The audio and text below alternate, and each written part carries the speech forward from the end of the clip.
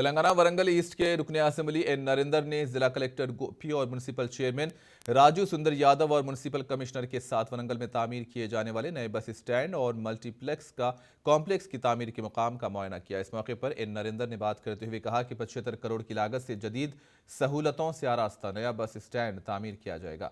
तेलंगाना के वजीर केटीआर की खुसूसी दिलचस्पी के जरिए ये काम अंजाम दिए जा रहे हैं। रुकने असेंबली एन नरेंद्र ने कहा कि वरंगल शहर को मुस्तकिल में मजीद तरक्की दी जाएगी।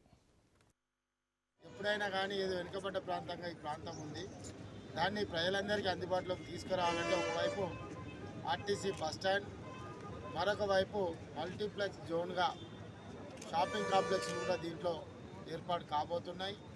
ఇప్పటివరకు భారతదేశంలోనే ఇటువంటి ఆర్టీసీ బస్ స్టాండ్ ఎక్కడ కూడా లేదు, ఇంత మోడర్నైజ్ కూడా ఎక్కడైతే లేదు.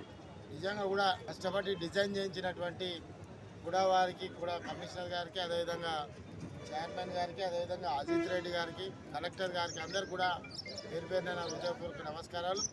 దీన్ని ప్రతిపాదన చేసి ఇంత పెద్ద అవకాశం ఇచ్చినటువంటి మా అన్న కేటీఆర్ గారు కూడా ప్రత్యేక కృతజ్ఞతలు తెలుపుకుంటూ, భవిష్యత్తులో వరంగల్ తూర్పు నియోజకవర్గం అంటే ఒక కార్మికుల కార్ఖానాకే కాకుండా ఈ వరంగల్ తూర్పు నియోజకవర్గం అంటే ఇక్కడ ఐటీ హబ్బులు కానీ కంపెనీలు కానీ అన్నీ రావడానికే